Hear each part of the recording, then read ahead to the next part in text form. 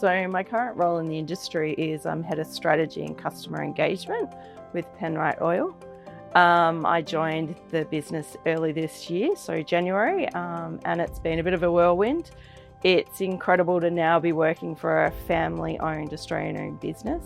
The role includes me looking after the marketing division of the team, so that's everything from sponsorship, events, digital marketing, our full merchandise program, all our promotional activity, and really working closely with the head of sales. So we've got a retail and a national trade sales manager to ensure that all of our activations and campaigns that we run are in alignment with our objectives of the business and also our customers.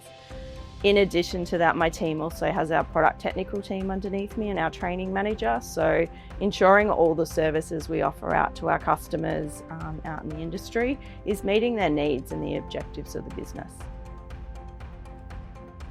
I never actually considered the automotive industry as where I'd end up in my career, but while I was in university, I was studying commerce arts, and as I graduated, my first job I applied for was with Gates Corporation for an entry-level marketing coordinator role. I was successful and I got that role straight out of uni. I think I started my job within 2 weeks of finishing university, and I worked my way up through that business over the course of 21 years. When I first started in the industry, there were women in varying roles, whether it be supplier or retailers or even in workshops, but there was a really small percentage. I'll never forget attending one of my first awards nights early on, maybe in the first year or two, and being one of 3 women in a room full of men, thinking, oh wow, there really isn't a lot of women that work in this industry. Step that now 21 years later, I attended an award ceremony only just recently, and I would say the ratio would have been closer to 40% women.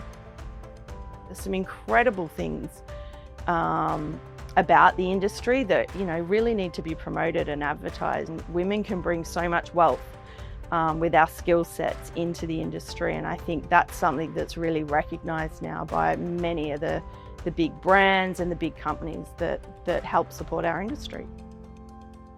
Across my career, I've really seen the automotive industry evolve and develop. Today, the challenges we saw 20 odd years ago are much different to what we're seeing today with the introduction of new technologies such as EVs and hybrids.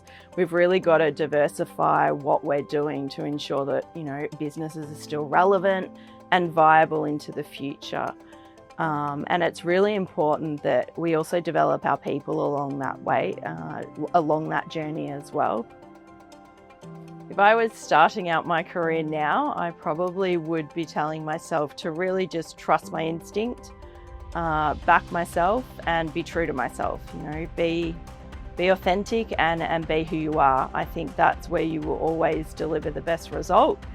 And I'd also probably encourage myself to take more risk. Take a leap of faith now and again. You don't always have to be playing it safe. You sometimes need to take risks to continue succeeding.